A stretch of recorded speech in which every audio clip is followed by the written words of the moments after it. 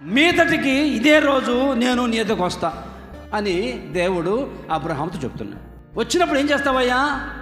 అంతకుముందు చెప్పాడు దేవుడు అబ్రహాముకి, నేను నీకు కుమారుని ఇస్తాను, వాగ్దాన వారసుని ఇస్తాను అని దేవుడు వాగ్దానం చేశాడు అబ్రహాముతో.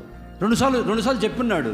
అది వాగ్దానం నెరవేరకపోయేసరికి కన్నీళ్లు కార్చుకుంటూ గుడారం దగ్గర కూర్చొని ఎండవేళ ఏడ్చుకుంటూ ఉంటే అది గ్రహించిన దేవుడు దిగి వచ్చాడు. ఆ రోజు వచ్చి చెప్తున్నాడు, నేను చెప్పిన మాటని నెరవేర్చడానికి, నీ నోటి నుండి నవ్వు కలిగించడానికి నేను వచ్చాను ఈరోజు. దేవుని స్తోత్రం కలుగును గాక. మీదటికి ఇదే రోజు కల్లా నీ ఇంట్లో కుమారుడు ఉంటాడు, నీవు నీ భార్య నవ్వుకుంటూ ఉంటావు. దేవుని స్తోత్రం కలుగును గాక. ఈరోజు ప్రభు వచ్చాడు, నీకు చెప్పిన మాటలన్నీ ప్రభు నెరవేర్చును గాక. ఈరోజు మీ కుటుంబాలు నవ్వు ఉండును గాక. నా దేవుడు చెప్పింది నెరవేర్చును గాక.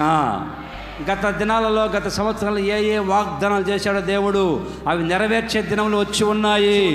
వాగ్దానం నెరవేర్చబడును గాక. నేను చెప్పిన మంచి మాట నెరవేర్చే దినం వచ్చి ఉంది. ఆమేన్. ఆ బెయేర్షెబా అరణ్యంలో మధ్యరాత్రి కల్లో మాట్లాడుతున్నాడు దేవుడు, యాకోబు నువ్వు వెళ్ళు, ప్రతి స్థలములో నేను నీకు తోడై ఉండి నేను నీతో చెప్పేది నెరవేర్చే వరకు నేను విడువను అని చెప్పాడు.